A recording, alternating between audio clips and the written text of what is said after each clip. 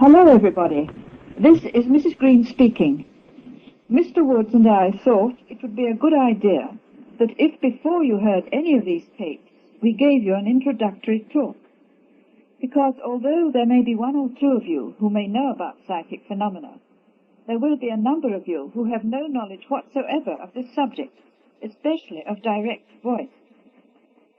Now, as in all seances, there is a medium, but in the case of direct voice, the mediumship is physical and not mental.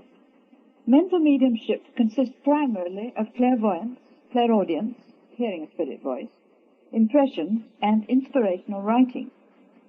Physical mediumship is responsible for direct voice, transfiguration, a spirit will overshadow the medium whose face will change, spirit photography, materialization, and telekinesis, the latter being the movement of objects without physical contact. In everybody there is a substance known as ectoplasm.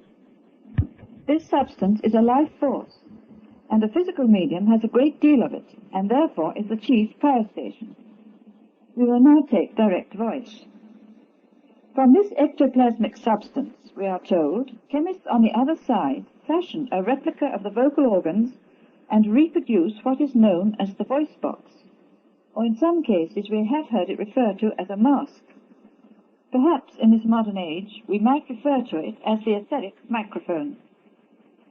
If you were to take an infrared photograph during a direct voice seance, you would see cords of ectoplasm emanating from the solar plexus of each sitter and the medium, the emanation from the latter, of course, being the greatest, and all these cords joining up to form what looks like a ball of mist or the voice box. The spirit communicator transmits his or her thoughts through this voice box, and by so doing a vibration is created which reaches us as sound or the voice. In other words, the spirit communicators have to lower their vibration so that they may enter the earth's vibration. This explains why the voice may not sound quite like the earth voice. It may be a little distorted. It is rather like when we telephone somebody. We often say, we did not recognize so-and-so's voice. Our voices are being transmitted artificially by the means of an instrument, which at times can distort them. Therefore, how very complicated our spirit friends must find it when they have to reproduce their voice by thought, and also through an artificially made voice box. They cannot be expected to reproduce their earth voice exactly, although I am afraid some sitters do expect it. Also, if a spirit has been on the other side for a number of years, they forget what their earth voice sounded like, as they communicate with each other by thought. I ask those of you who are listening to this to try and produce your voice by thought. It's difficult, is it not? Especially if you have never heard what your voice sounds like to others. Now, when you listen to these tapes, there is one very important fact, and that is that the voice of the spirit communicator does not come through the medium. I am going to repeat that. The voice of the spirit does not come through the medium, but in mid-air, about 3 feet away from him, or wherever the voice box has been constructed. So many people have the erroneous idea that the voice comes through the medium, through his own lips. But in direct voice, this is not the case. The voice is completely independent of the medium. That is why the phenomenon is called direct voice or independent voice.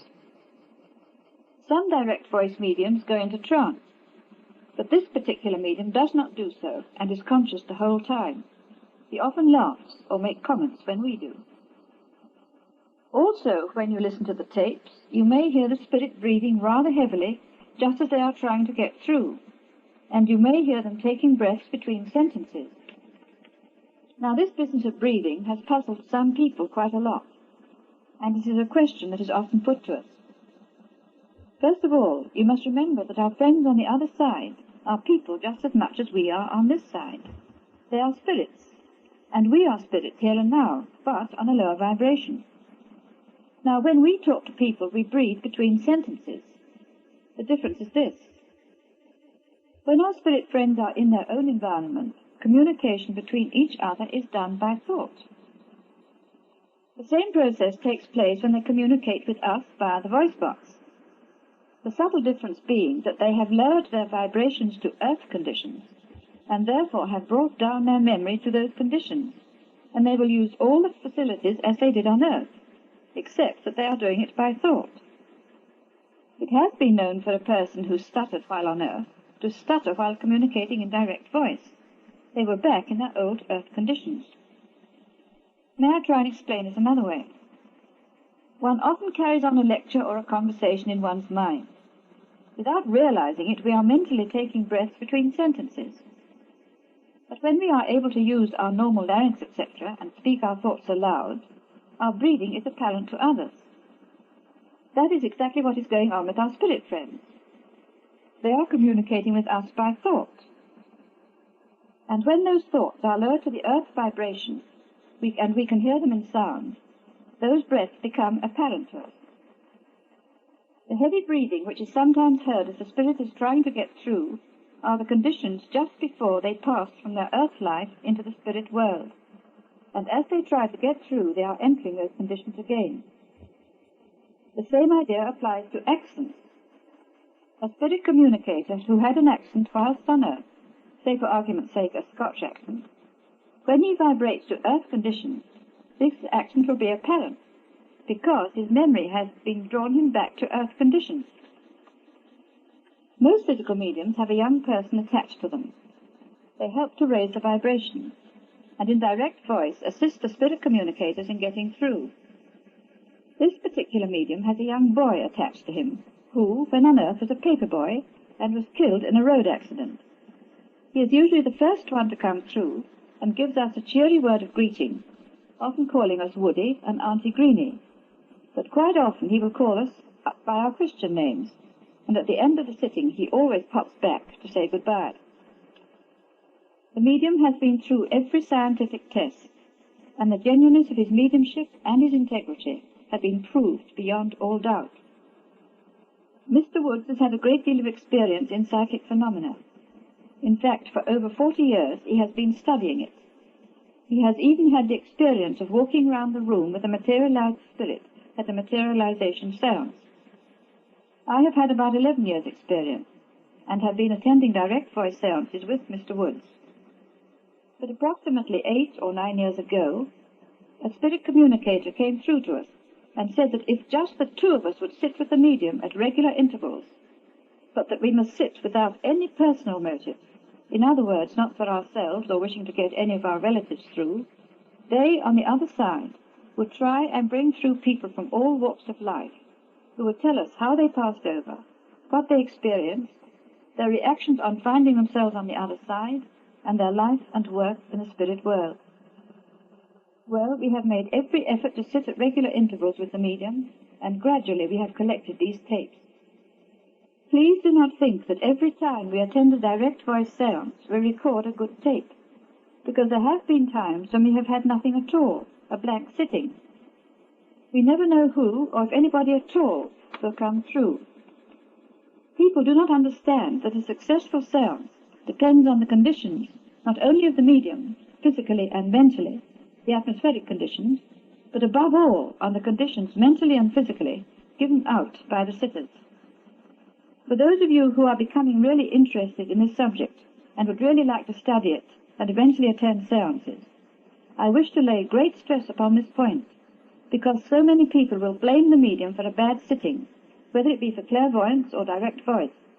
But more often than not, the sitters themselves are to blame, because of the conditions they have introduced into the seance room.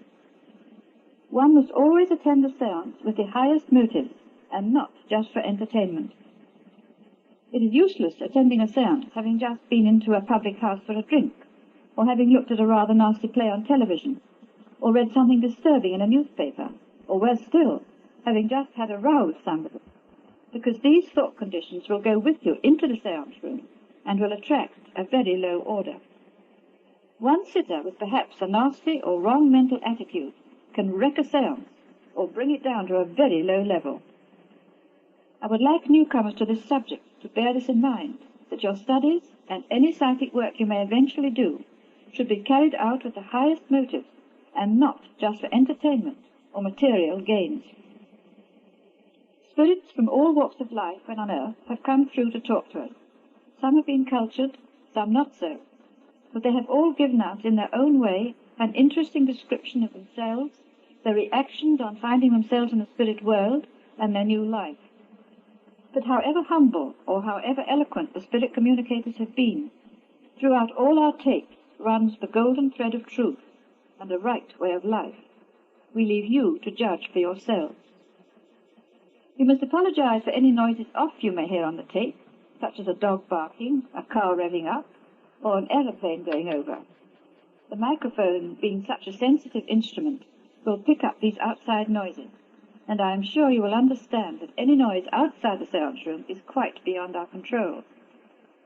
There are times, however, when you may hear the medium coughing or sniffing. This is due to the ectoplasm which sometimes gets in his nose and throat. There is one other thing we should like to mention, which is also very important, and that is that a physical medium feels very tired after a seance.